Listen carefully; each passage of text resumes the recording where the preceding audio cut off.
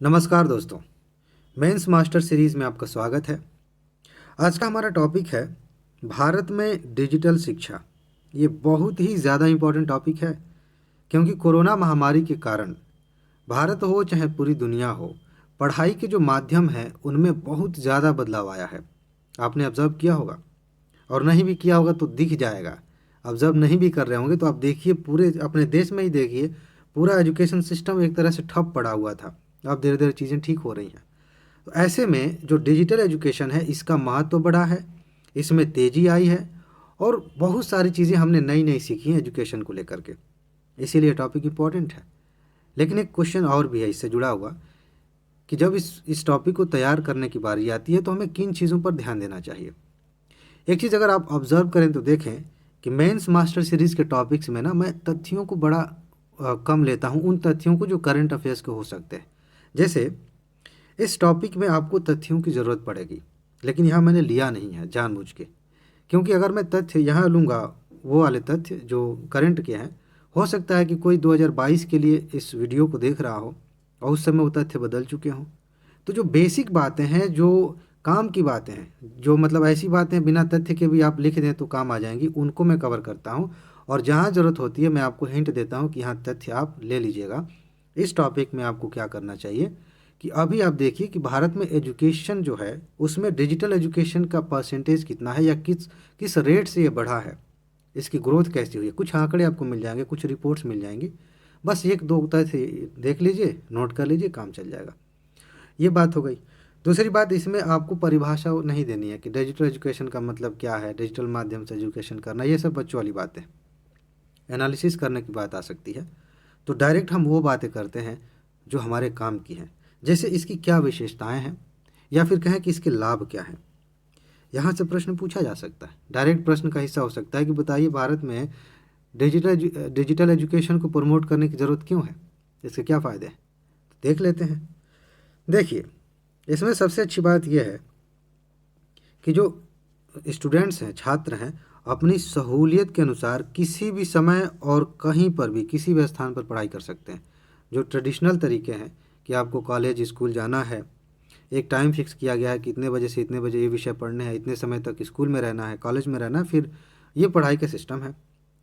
इसमें क्या है, ऑनलाइन तरीके से आप पढ़ रहे हैं, कभी भी वीडियो लेक्चर आप देखें, नहीं मन किया नहीं देख रहे हैं, पढ़ने का मन किया जब मर्जी जहाँ मर्जी वहाँ आपने पढ़ना शुरू कर दिया।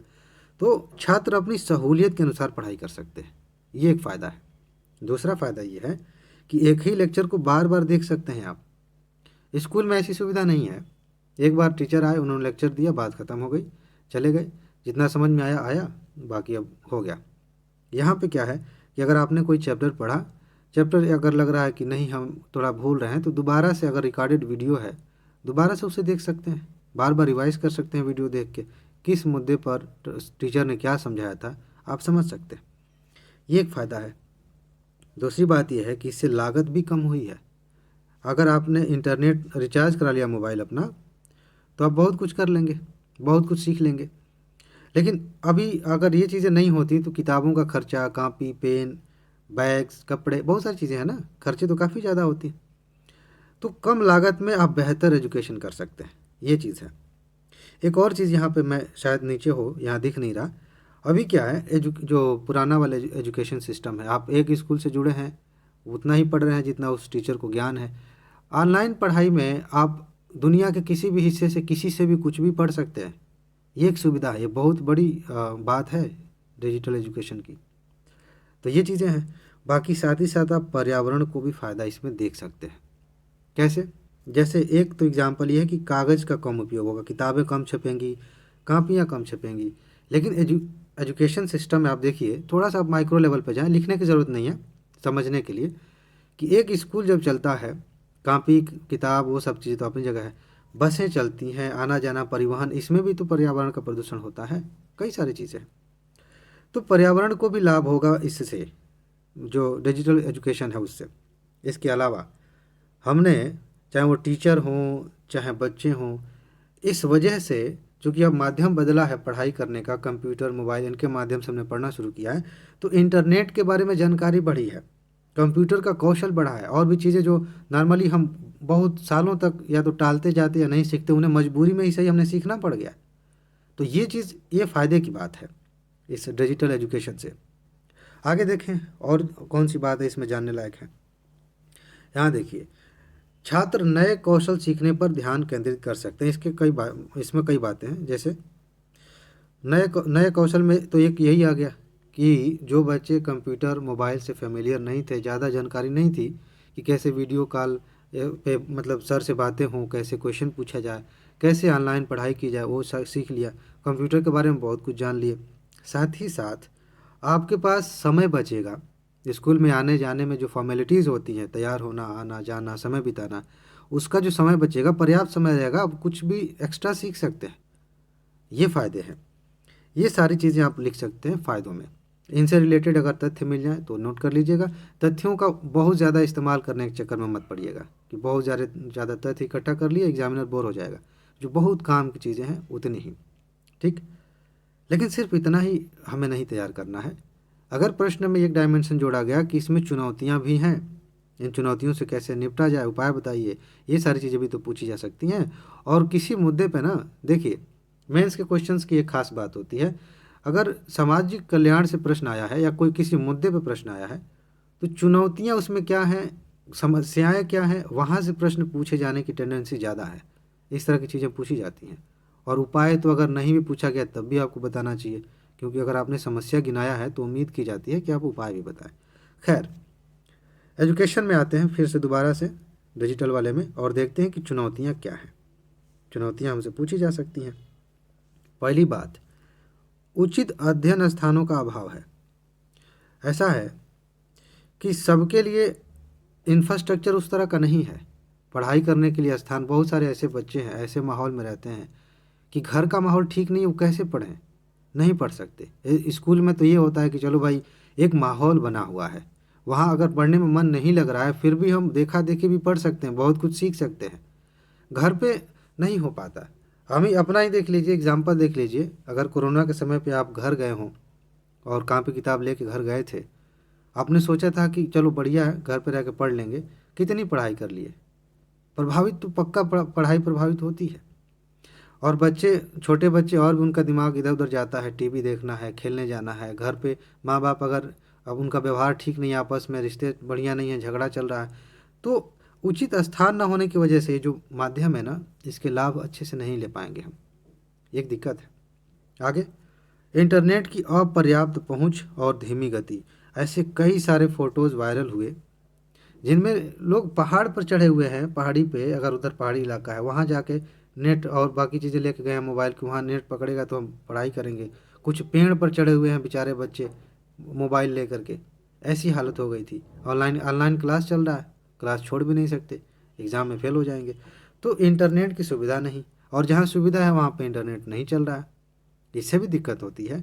सिर्फ ये मीठी मीठी बातें कर देने से थोड़ी हो जाएगा कि डिजिटल एजुकेशन के इतने फ़ायदे हैं। भाई, डिजिटल एजुकेशन आम आदमी तक पहुंचेगा कैसे अगर इंटरनेट की पहुंच नहीं है, वहाँ पे मतलब नेटवर्क टावर नहीं लगे हुए हैं, कैसे कोई पढ़ेगा। ये एक चुनौती है। आगे, अभी तक कोई स्टैंडर्ड नीति पॉलिसी नहीं बनाई गई है, बनाई जानी चाहिए। क्यों? क्योंकि इसमें इतने, आप मीम्स आपने देखे होंगे बहुत सारे, कि कुछ भी बीच में हो जा रहा है। ऑनलाइन क्लास चल रही है, कभी टीचर कोई फ़नी हरकत कर दे रहा है, कोई बच्चे किस तरह से, अभी कई कई जगह ऐसा हुआ है कि गांव में स्कूल चल रहे हैं और स्कूल वालों ने कह दिया कि बच्चों को हम ऑनलाइन पढ़ाएंगे, और उसमें से 50% से ज़्यादा ऐसे बच्चे हैं जिनके घर में ऐसी सुविधाएं नहीं हैं, वो नहीं पढ़ सकते। तो नीति होनी चाहिए, एक पॉलिसी होनी चाहिए कि किस तरह से डिजिटल एजुकेशन को बढ़ाया जाए, कौन कौन से मानक हैं जिन्हें फॉलो किया जाना चाहिए, तब जाके इसका हम अच्छे से लाभ ले पाएंगे। अभी ऐसा कुछ है नहीं, ये तो मजबूरी में डायरेक्ट हमने शुरू कर दिया है। वरना अभी इसकी सबसे पहली ज़रूरत है कि आप बाकायदा एक फ्रेमवर्क बनाएं, एक नीति बनाएं, और उस नीति के तहत चीज़ों को लागू करें। एक चुनौती है, इस पे काम करना पड़ेगा। आगे, सामाजिक सामंजस्य का अभाव है। इसमें क्या होता है, सामाजिक सामंजस्य का मतलब ये है, जब हम स्कूल में जाते हैं ना, बहुत कुछ सीखते हैं, टीम वर्क सीखते हैं। हालांकि उसमें झगड़े भी होते हैं, बहुत कुछ होता है, लेकिन सीखने के लिए एक समाज होता है हमारे पास। तरह तरह के बच्चे हैं, उनके विचारों से हमारे विचार कभी मेल खाते हैं, कभी नहीं मेल खाते। खेल कूद होता है, और कल्चरल इवेंट्स होते हैं, बहुत सारी चीज़ें होती हैं, हम सीखते हैं वहाँ पे। घर में क्या सीखेंगे, वही जो रोज़ रोज़ का है वही चल रहा है। तो कुछ सामाजिक चीज़ें सीखनी है, उससे हम वंचित हो सकते हैं, हमारे बच्चे वंचित हो सकते हैं। तो ये माहौल नहीं मिल पाता डिजिटल, सॉरी ये जुबान फंस जा रही है, डिजिटल एजुकेशन में। ठीक है, आगे। शिक्षक प्रशिक्षण एक चुनौती है।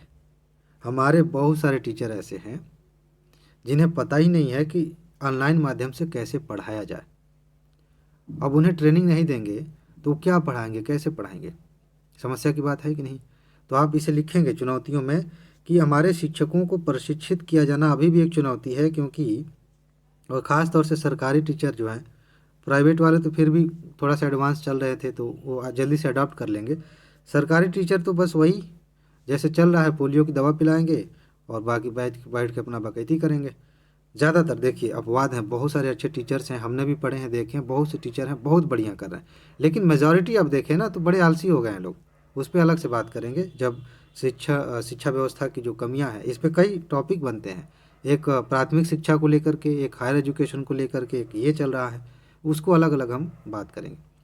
तो शिक्षकों में उस तरह की क्वालिफिकेशन कहिए या उस तरह की स्किल कहिए नहीं है कि वो ऑनलाइन तरीके से पढ़ा सकें। इस चुनौती से भी निपटना पड़ेगा। आगे, शैक्षणिक परिवेश का अभाव। ये जो सामाजिक सामंजस्य है उसी से मिलता जुलता है कि शैक्षणिक परिवेश घर पे नहीं हो सकता, नहीं होता है, ज़्यादातर नहीं होता। तो ये चीज़ है। वहाँ पे स्कूल में तो हम अपने दोस्तों से भी बहुत कुछ सीखते हैं, डिस्कशन करते हैं, यहाँ पे घर पे नहीं हो पाता।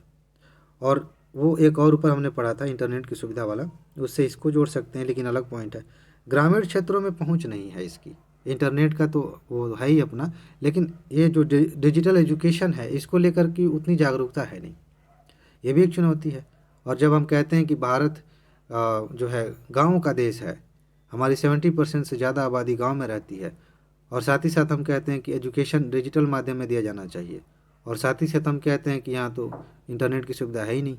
अब बताइए कितना ज़्यादा एक दूसरे का कंट्रडिक्शन है। तो ये सारी चुनौतियाँ हैं। अब क्या किया जाए, क्योंकि उपाय तो बताना पड़ेगा, सिर्फ चुनौती गिनाने से, समस्या गिनाने से काम चलेगा नहीं।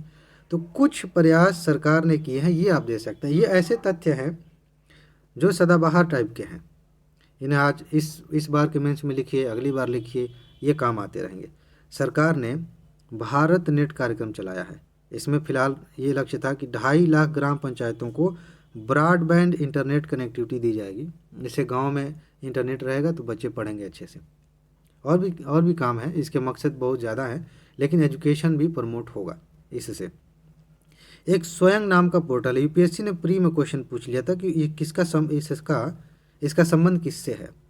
ये एकीकृत मंच है जो स्कूल से लेकर के जो आप परास्नातक करते हैं, क्या कहते हैं उसको, एमए स्तर की जो पढ़ाई करते हैं, वो ऑनलाइन आप पढ़ सकते हैं। ऑनलाइन पाठ्यक्रम है, लेक्चर्स हैं, सब कुछ है, वहाँ से आप पढ़ सकते हैं। तो ये प्री का भी क्वेश्चन है, एक बार हो सकता है कहीं मिलान में फिर से पूछ ले या पीसीएस एग्ज़ाम्स में आ जाए, तो ध्यान रखेंगे। ठीक है, आगे आगे देखते हैं। इसी में कुछ और बातें हैं।